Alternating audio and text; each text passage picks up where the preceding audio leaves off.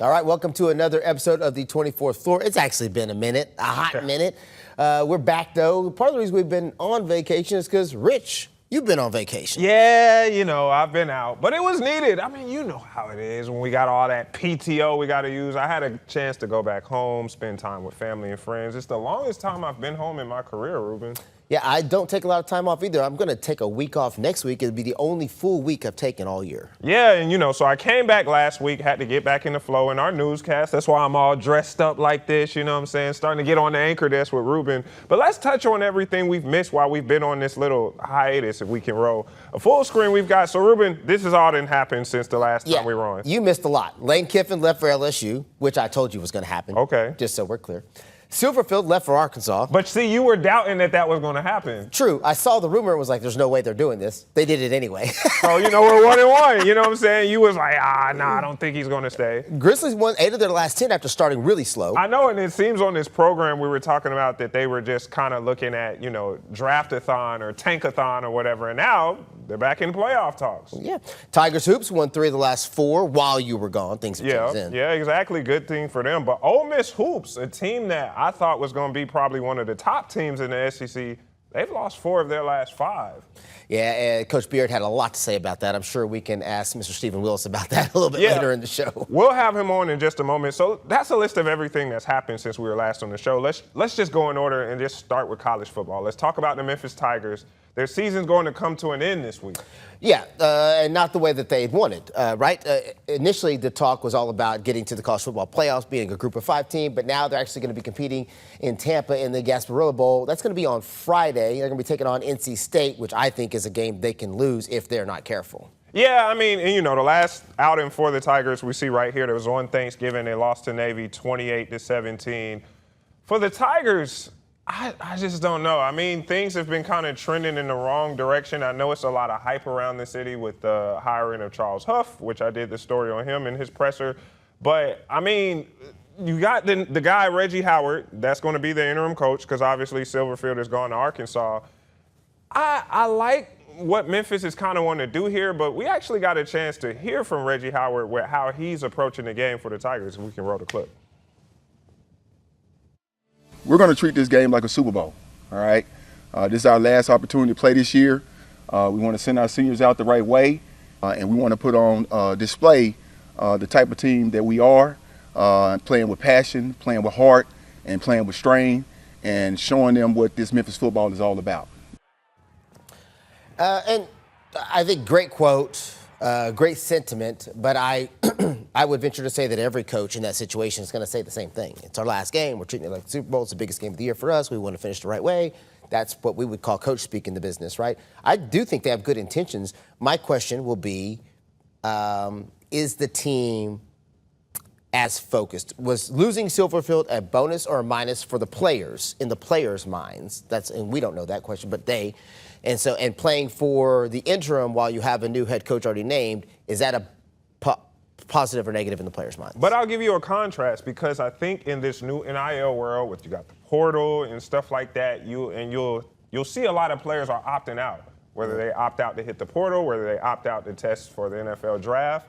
And so the fact that Howard said that there's been no opt-outs, I think that's kind of good. If I'm a Tigers fan, that means they're all in. We've got teams who aren't even competing in bowl games. You got Notre Dame, who was being crybabies. They didn't make the college football playoff, didn't want to play in their bowl. Iowa State declined to be in the bowl. Kansas State declined to be in the bowl. So, I mean, Memphis could be in that category. They lost their coach, but they're still playing. And now let me go ahead and flip it a little bit for you, which is your point is valid. I'm not saying it's not valid, but you're also talking about a team that's 4-4 in conference.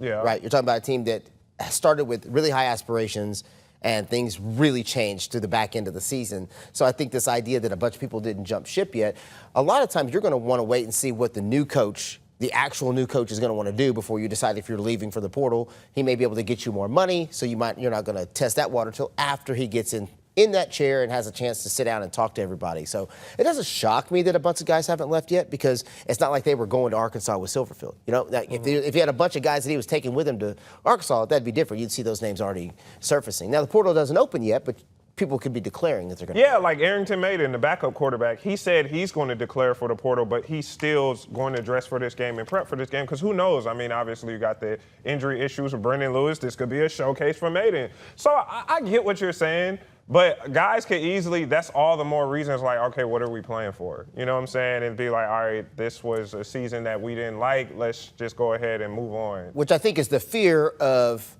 we still call them mid-majors, but they're FCS or whatever, right? Like they're not Power 4. That's what I think the fear is for teams at Memphis's conference level, American Conference, Conference USA, all those types of conferences. The fear is you start to shoot for that Power 4 college football playoff berth every year, and when you don't reach it, now what's left? That's why I personally think there should be a P4 national championship tournament, and there should be a subdivision national championship tournament every year. So it's like a play-in for the P4? Absolutely not. I think they should have their absolute own. So they won't get in the playoffs. So there are two separate college football playoffs. You have a Power 4 college football playoff, and then everybody else Division I Power. So in this world, Tulane or James Madison would not be in the P4. Wow, what a hot take there, folks. Tulane is going to get massacred. They by are, Ole Miss. but they deserve What's the to point be there. Deserve? What's the point? You're taking the spot of another team that could actually compete for a national championship. They cannot compete for a national championship against that lineup. There's no way. There's no way. So what if like Tulane jumped into the Power 4 thing? They'd have to A, get their enrollment up, B, get their roster size up, C, get their money up. Because Memphis was knocking on the door to Big 12, and Big 12 was like, nah. So it's like knocking on the door and having a conversation are two different things. And then it just all varies about the sport. Because I mean, in football, yes, but in correct. basketball, you wouldn't say that. Absolutely not. In basketball, I would say that the Memphis Tigers on any given year could compete in an Elite 8 Final Four with almost any team in the nation. Correct. Yeah. But in football, we're talking about a different animal and a different beast. And I'm saying that what I'm saying is for teams like Memphis, Tulane, South Florida, North Texas, James Madison, all these teams that have had great seasons or had great opportunities, they don't get a chance to compete for a national championship because they're never going to be able to compete at that level. The money. You're basically saying they're almost like the equivalent of being a 16 seed in March Madness. 100%. They are in the play-in game every get single smacked. time. So what is the point? So it's a disservice to the team. It's a disservice to the fan base. And I know some people aren't going to like, oh, well, we want to play for the national championship. Man, get real. Get real. If you have never been in the trenches of this stuff and understood how this stuff really works, I'm telling you right now, that's a fantasy. What could be a reality is giving all of the non-P4 teams their own shot at a real national championship. Wow. Why wouldn't you?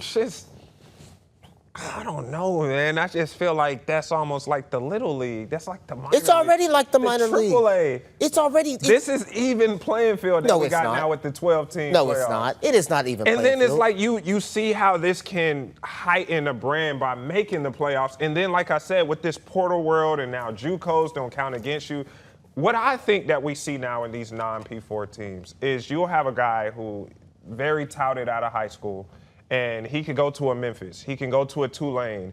And then get his stats up because maybe he goes to a Georgia or Ole Miss and he doesn't play in year one, but he plays in Memphis, gets his stats up, and then he transfers to one of these power conferences. Yeah. What does that sound like? Sounds like minor league baseball, doesn't it? Sounds like minor league baseball, doesn't it? It's minor league. So don't tell me it's. Look at Arizona State. Even though Arizona State technically is a power. They're a P4. Yeah, but Arizona State was one time in those conversations where they were like they're a P4. On the borderline where you could be like, this is the same level of being one of those non-P4s. So what do you think the difference is once they make that change? The money. Yeah. The resources. They made the playoffs. No, it's because when you commit to playing in a P4 conference, you have to commit to the money and the resources. They're not just going to take you if you're a good team. Being a good team is almost irrelevant. You have to be a good team, but you have to be a good team with the resources behind you. The monetary resources behind you, the fan base behind you, the attendance behind you, all of the ticket sales behind you, all of that stuff matters because it's ultimately really about money if we're keeping it real. Yeah. So what I'm saying is you're describing a minor league system. Yeah, but it's already a minor league system. I get it on that way, but you still have those teams to have their crack at doing something special. And then, hey, man, if they want to jump ship, they want to jump ship, but at least that brand can get a taste of the playoffs. So do you understand? Think about SMU. Think about this. I'm going to put it to you like this. Tulane getting a crack at the playoffs. Yeah. And they're going to get cracked Yeah, because straight they're up, playing Ole Miss and straight up, they'd already beat straight them. up dog walked in the first round of the playoff game. Yes, so they can hang their hat on. We made it to the college football playoffs. That's right. That's correct. You made it there, and that's it.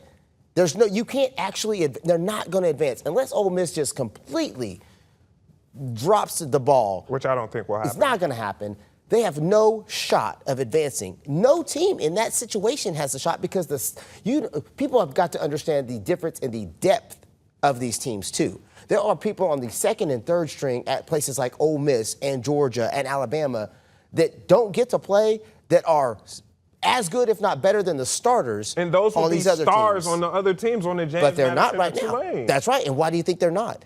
Because they decided to go to those schools straight Why do you think out of they high did? school or Why whatever. do you? So because again, of the conference. You're making my argument. I for get me. it, but I'm saying, but I was like, they could easily be on the But they're Tulane and not. James Madison. But they're not. And go play in the playoffs. But they're not. Get their stats up. And They're then not. Do you know be why better they're off. not? They're not going to constantly always go to those smaller schools because there's not enough money. James Madison, Tulane, Memphis, they don't have enough money to pay that many big-name players to not go to Georgia, to not go to Bama, to But not guess go. what? Getting into the playoffs brings the money. For a short period of time, they all work at a deficit right now. Almost every college football program is in the negative, not in the positive.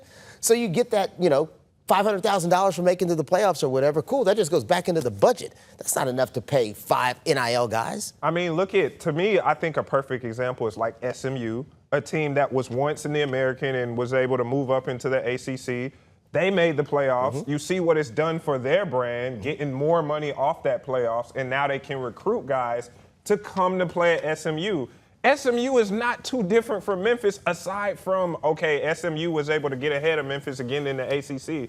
I think if Memphis actually tried to get in the ACC instead of trying to get in the Big 12, they would have more luck, but that's for another story. Okay, and I'm not going to argue with you. I'm not just arguing that point. The point you're making is not the same point we're talking about. The point you're making is once a team like a Memphis, an SMU, a Houston, gets into a bigger conference, they're able to compete. Get in the pie. That's right. So what I'm saying is, while they're not in, they can't have a piece of the pie. If you can't get to the big table, you can't get a piece of the pie. And until if Memphis, Tulane, South Florida, if they want to get to the big table, it will help them then compete at that spot. Then they'll have more money to play with. They'll have bigger rosters they can get. They can compete and recruit against the P4 conferences because they'll be in a P4 conference. Right now, it's just hard to do that. The money is just not there, and it's tough. I mean, I think Memphis had a chance to be great, but what happened? Depth. Quarterback got hurt. Defense wasn't as good as we thought they were. So let's flip that. Ole Miss. Quarterback got hurt. What happened? Trinidad Chambers. 100%. Backup quarterback was the man. I always said he was better than Austin Because you Simmons. had what? The money to pay a Trinidad Chambers. You got understand him what out I'm of saying? D3. You can take a guy like that and pay him to be your backup because you can afford to pay somebody that much money to be your backup. But Memphis can't afford to pay that guy to be their backup. They had to play it the old school way. 100%. Out of high school, while Ole Miss And then got their develop- backup and from then- D3, yes. who was a champion and already. you're developing. So in Memphis and Tulane and South Florida, they're developing guys, which I love. I love that there are schools that They're still kind of take being young feeder guys systems. and develop. But the point you were making earlier is that, well, they can play at James Madison and then they can go to a bigger. That's minor league baseball. Yeah, they are, but I was they're looking doing right more now. at the thing that it still heightens the brand of the school because they can, at the end of the day, no matter what, Tulane's going to say, we were in the college football playoffs. James Madison, we were in the college football playoffs. Now that's what they use for recruiting, and they will tell guys, hey, you can come here, you can shine, and we can make the college football playoffs. And get beat by 50. Yeah, but you still And have get the exposure. beat by 50. At the end of the day, there only can be one winner. So let me ask you You know what I'm this. saying? So if you're a high-level player and you've got an opportunity to go to Tulane or LSU, both are in Louisiana.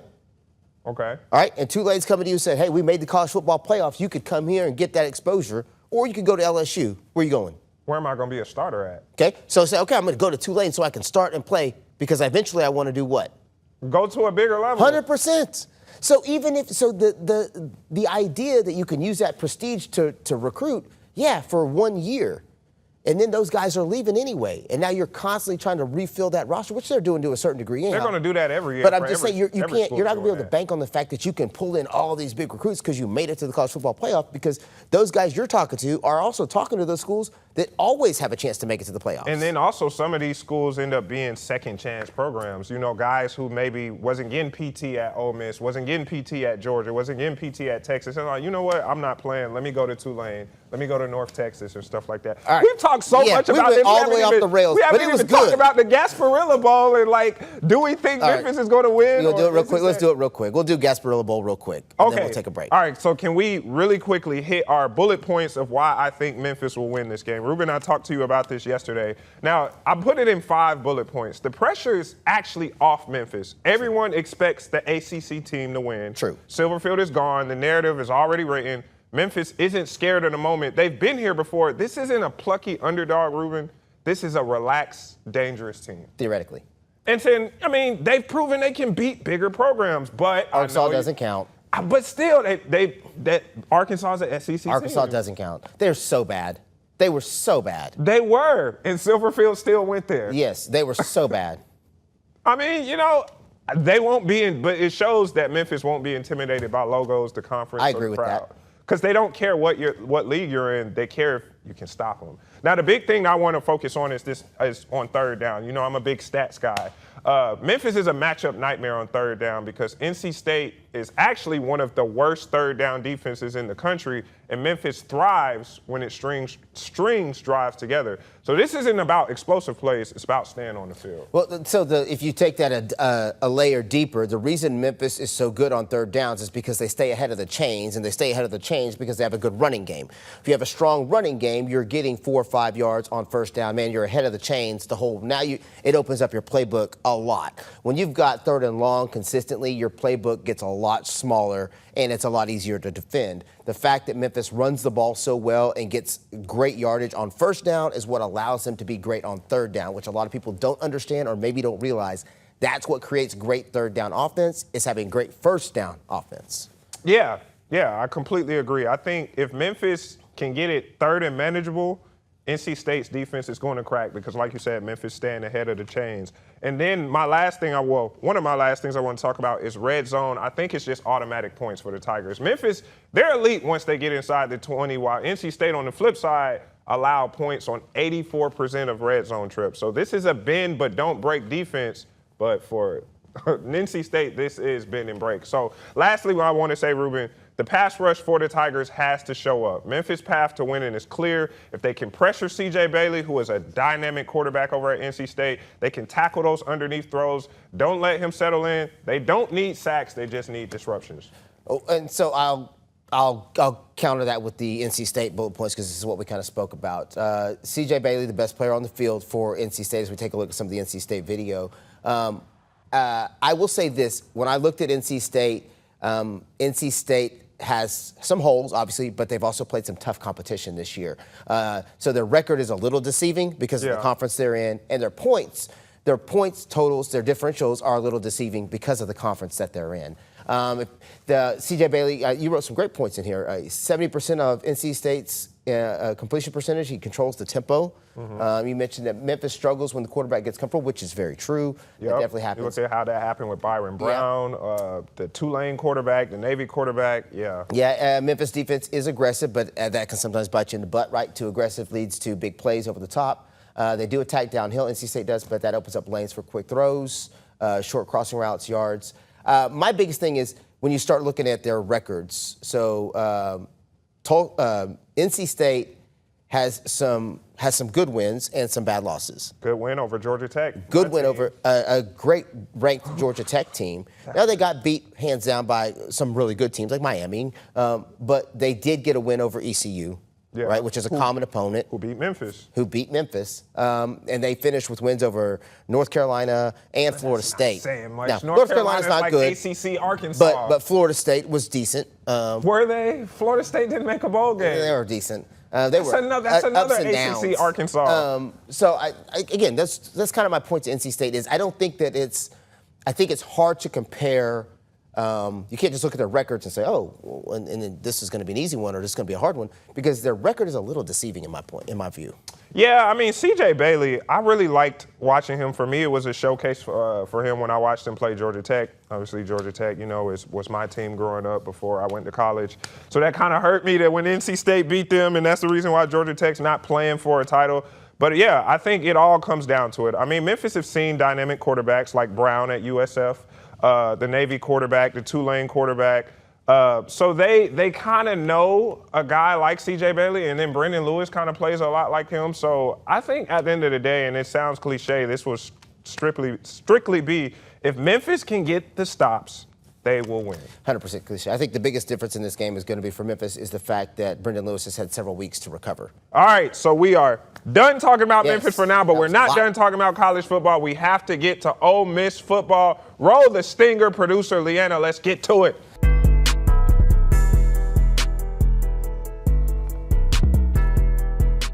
All right, we're talking about playoff game coming up, and Lane Kiffin leaving town. 7 years, $91 million. That's about $13 million a year.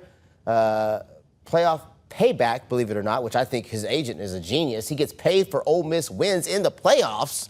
I mean, ski mask. That is a straight heist right there. Shout out Jimmy Sexton. Highest paid coach if LSU wins the national championship under him. Just a messy exit, man. Bad optics, no runway. Ole Miss didn't just lose a coach. It lost the face of the program right before the playoffs. I got to say, this kind of hurt me, Ruben. I don't know why. I told you it was coming. I'm not the only one who told you it was coming. In fact, the man who gives us all of our Ole Miss insight told you it was coming. Yeah, Ole Miss is left to answer the biggest question: is this program bigger than one coach? So joining us now to talk about Mr. Kiffin is, like Ruben said, a man we've talked about this from the very beginning. You can't talk about Ole Miss without including this guy. He's the host of the Locked On Ole Miss podcast, which you can catch right here on the 24 Plus app, YouTube, and wherever you get your podcasts. Once again, at long last, welcome back to the program, Mr. Stephen Willis. Here you go, Ruben. I got to give him the clap. Set, hi! First of all, you're not a quarterback. Hey, I can tell you right now, that set hut it's not going to work. You are not Trinidad Chambliss. Let's get to it, though. Mr. Stephen Willis, first of all, can I say you and I were both right. Lane Kiffin was leaving Ole Miss. Give yourself a pat on the back, brother. You were correct. Thank you very much for that. It became pretty apparent pretty early that he was gone. It was just a matter of what they were going to do. I think a lot of people didn't know that Pete Golding was going to be immediately elevated to a permanent head coaching position. But I tell you what, he has absolutely destroyed the last 2 weeks. Anything that's been at his feet, he's handled it very well. And if he performs on the field, which we're going to find out in a couple of days, I think Ole Miss might be in pretty good shape moving forward, depending on how Pete does. So Stephen, let's kind of look to life after Lane. Like you said, Pete Golding steps in. This is a guy who I thought was a head coach candidate, regardless of what happened with Lane. So I was actually happy that they didn't even say, you know what, and they did forget it so the quickly. interim. Yeah, they did it so quickly. No interim, just go ahead and be the whole thing. So I think for this, the locker room response matters more than the playbook changes, because this team could have fractured, but it didn't. And so now I think when you look at what's ahead, it's less about scheme and more about belief. Does this team feel loose, or does it feel like it has something to prove? Feels galvanized, if that makes sense. This whole thing brought them closer together, and once they got out on the practice field and started preparing for this game, all of a sudden you started hearing stories like the energy's off the charts. They're extremely fired up, which you should. It's playoff football. You kind of hit that and you get going, and all of the other stuff that's going to happen in 2026, that's going to happen. But this is still the 2025 team, and this Ole Miss team is as talented as most of the other teams in the country. Their only loss was by one score on the road against Georgia. And last I checked, you're not going to have to go back to Georgia to play. So they have to be feeling pretty good about themselves right now. Now, Stephen, I don't know that you could have scripted it any better for Pete Golding in the fact that he gets the job immediately, and his first game, even though it's a playoff game, is Tulane, a team you already know, a team you've already whooped, a team that it's kind of a great first run for Coach Golden, don't you think? It is fantastic. If you look at it, the first 2 games potentially for Coach Golding is game plans that have already been made. You talk about Pete Golding calling defensive plays and all of the stuff getting used to head coach. It's going to be nice that about 75% of the game plan was already prepackaged because they played earlier in the season. So he can concentrate on the media pulls and all the other things that make first-time head coaching very difficult. I like this matchup for Ole Miss, obviously. It's one of those things you're playing against Tulane. They can't really match up necessarily with your offensive line. They can't match up with your defensive line. And as most people know, whenever you're deficient on the lines, you're not going to win the game very often. So we'll see. If you add into the fact that they're also below 100 in passing yards allowed, this is not a good matchup for the Tulane defense, which means if Ole Miss can just avoid catastrophes, turnover plays, special teams touchdowns, they're going to be all right. And that Sugar Bowl, which New Year's, there's worse ways to spend New Year's than in New Orleans. That could be on the table. So I know my dad used to always tell me when I was growing up, it's hard to beat a good team twice. So I remember I was debating with him. I was like, Dad, Ole Miss is going to rock Tulane. Yes. But why do you think, obviously, Stephen, this isn't going to be the same team. Tulane is much improved from that first time. Still, though, why should we be so confident that Ole Miss is going to beat Tulane? I think the result will be the same, but I think it'll be much closer. What do you think? Yeah, I think the lines of scrimmage, that doesn't change, even though that Tulane has gotten better. You know, no offense to anybody that might be watching this, but Memphis was the toughest team that they played, either them or North Texas. Either one of them would be double-digit underdogs against Ole Miss going into this game. And I think the line of scrimmage is going to be very important. And it's also worth remembering the Tulane that was in September 20th, 3 months ago, they didn't see the Kewan Lacey that became Kewan Lacey at the end of the season. So Ole Miss didn't really have a running game the first time these two teams met. It was basically the Trinidad Chambliss show. Now you can get Kewan Lacey. There's more comfortability, all of that. This Ole Miss offense is a lot better than it was on September 20th. And because of that, it's going to make it harder on the front seven of Tulane because they have to focus on stopping the run and not helping their secondary defend the pass, which they've been opportunistic, but they haven't been very good. Yeah, I think it was something close to 600 total yards given up by Tulane against Ole Miss when they played back in September. And so that is a ton. Even at that point, to your point, Stephen, they can't afford a shootout. Tulane can't win a shootout with Ole Miss. And even if Tulane's offense is better, there's no way they can win a shootout with Ole Miss. Yeah, the path for Tulane is the Ole Miss Kentucky game from 2024. Play slow, run the ball, just get first downs. You want a 15, 16, 20-play drive if you can make it happen to where the offense stays off the field. Because at that point, if they kill possessions by 2 or 3 possessions, an interception, something that helps you gain a possession, there's a chance that you can move forward. Because the reality in this situation, if it's in the fourth quarter and it's a one-score game, Ole Miss is probably going to get tight.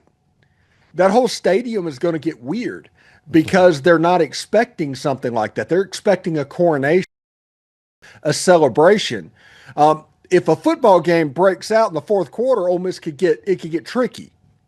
I don't think that's going to happen, but that is a possibility that we need to look at, down the road in case it does.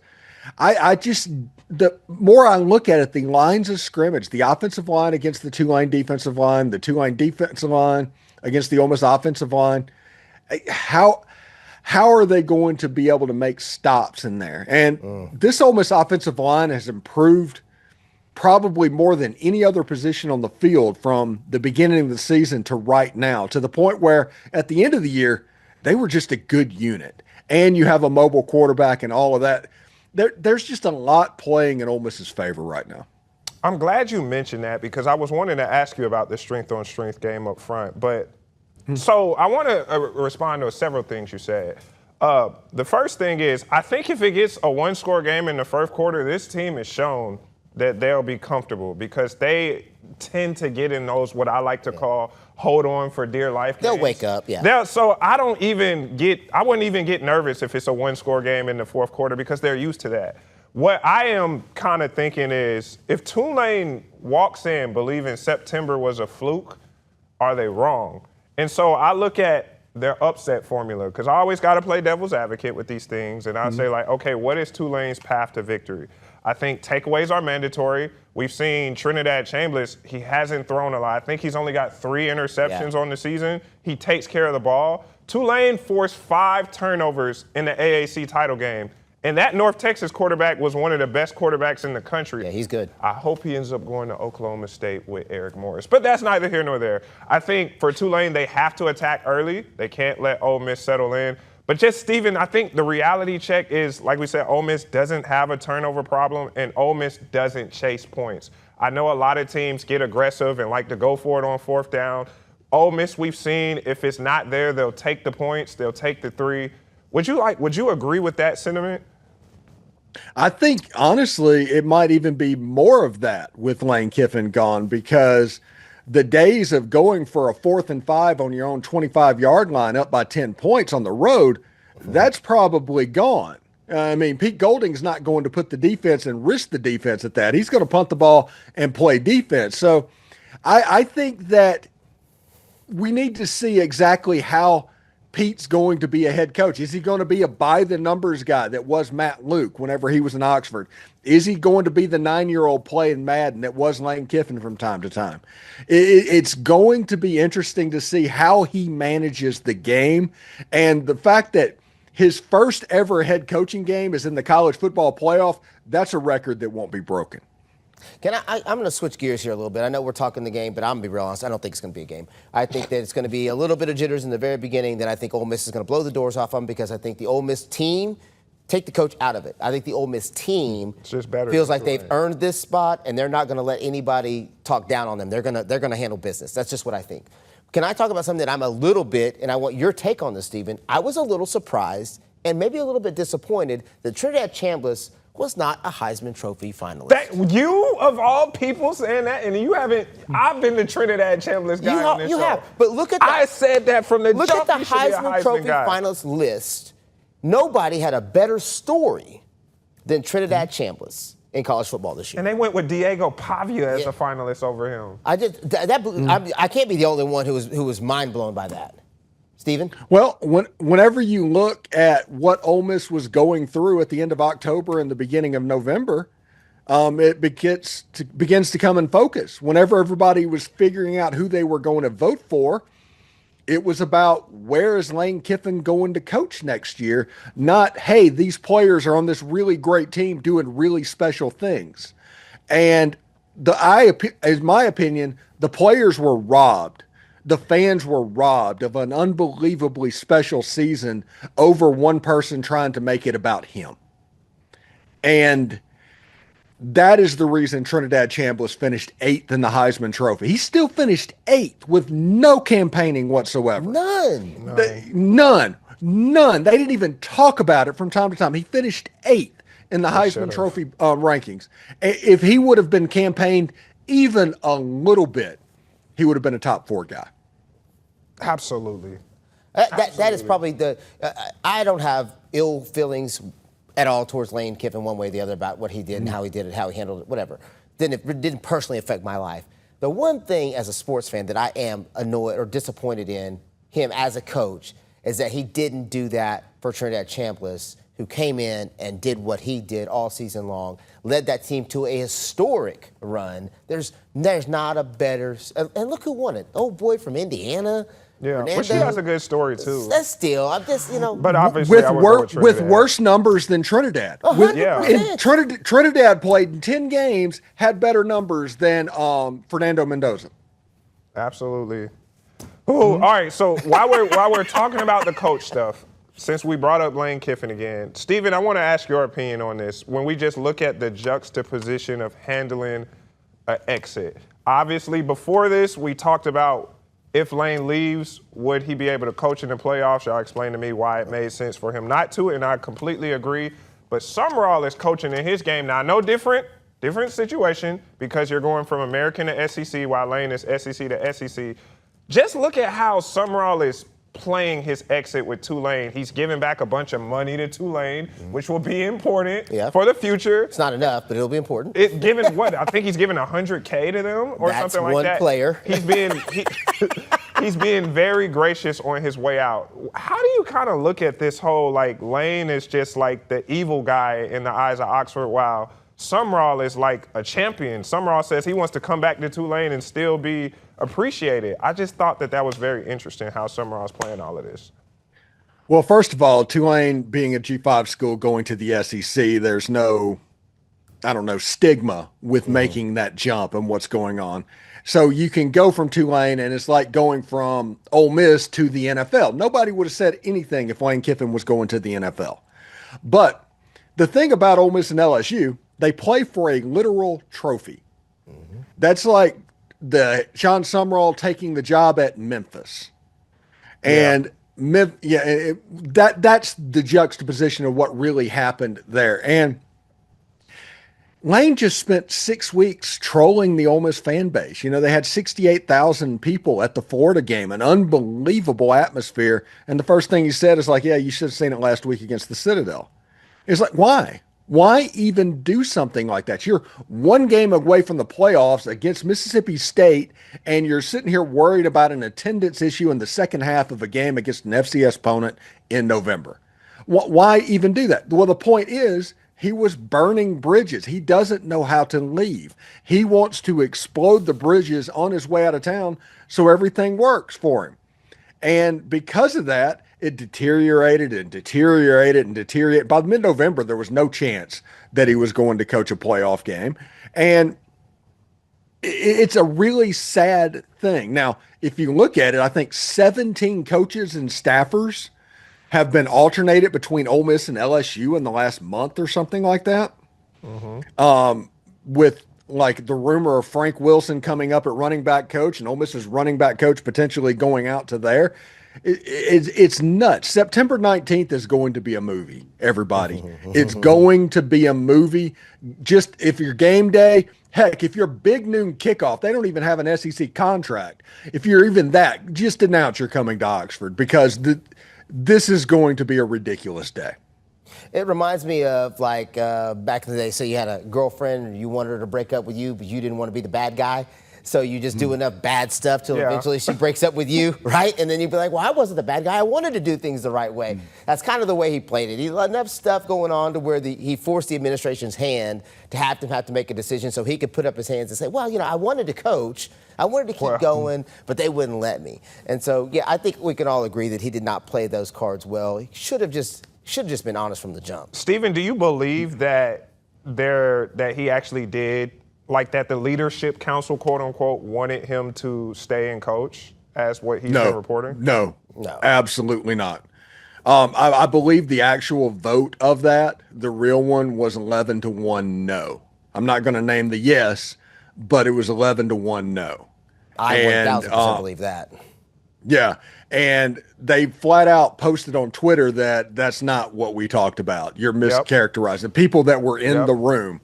And basically, if you look at it, what they did in the puff piece story that got put out, I guess it was The Athletic or something like that. They claimed it. The three people that posted on social media, they made it 9-3. That was what the vote was, because people could say on Twitter looking at that, it's like, no, it was not that at all.